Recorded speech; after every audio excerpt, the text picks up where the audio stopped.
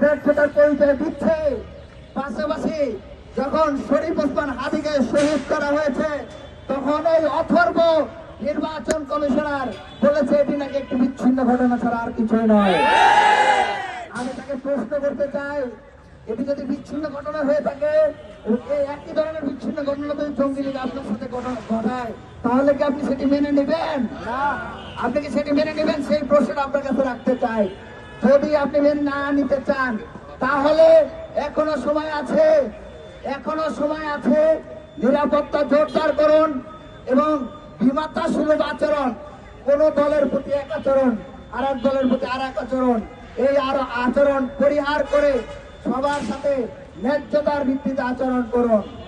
প্রিয় ভাইরা, আমরা আজকের এই বিক্ষোভ মিছিল থেকে আরো হুঁশিয়ারি করে বলে দিতে চাই, আমরা দেখতে পাচ্ছি কিছু কিছু মিডিয়া যারা কিনা জুলাই গণহত্যার সময়ে ফেসিবাদী বয়ানকে এস্টাবলিশ করেছে, গত 15-16 বছর ধরে ফেসিবাদের বৈধতা দিয়েছে, যারা কিনা জুলাই গণহত্যার সময় গণহত্যার সপক্ষে মদত দিয়েছে, সেই মিডিয়াদের অংশগুলো, সেই মিডিয়াগুলোর অংশগুলো একজন মিডিয়ার সাথে আচরণ করবেন না।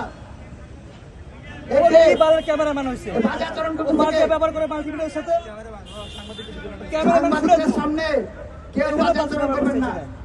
সাংবাদিকরা অনেক কষ্ট করে জীবনের ঝুঁকি নিয়ে আমরা দেখেছি জুলাই গণহত্যার ভিডিও ফুটেজ সংগ্রহ করেছে, কিন্তু সেটি চালাতে দেয় না এই সংবাদ সংস্থার মালিকেরা।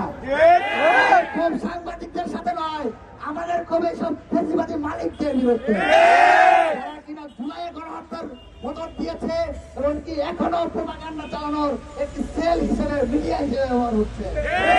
আমরা মিডিয়াকে হুঁশিয়ারি করে বলে দিতে চাই, এখনো সময় আছে। ফেসিবাদী আচরণ ছাড়ুন, জনগণের ভাষায় কথা বলুন এবং সত্যকে সত্য, সাদাকে সাদা, কালাকে কালা হিসেবে উপস্থাপন করুন। কোন বায়াসনেস প্রদর্শন করবেন না।